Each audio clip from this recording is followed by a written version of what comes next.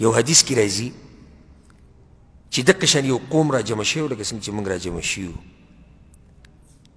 ملائک چې کله بره لاړو وي الله ته تپوس وکړو الله ته پته وه زما دا بندګان وي ولې ناست دي هغه ورته وي الله ستا جنت غواړي وی لیدلی دی وی نه وی که ویې لیدو یا الله بیا خو بیا ښه ډېر غواړي او وی د څه نه یېرېږي الله ورته وی وی الله ستا د عذاب نه یېرېږي وی لیدلی دی وی نه وی الله که ویې لیدو بیا خو به دې سم یېرېږي وی الله ورته وی دې ملایکو ته ګوره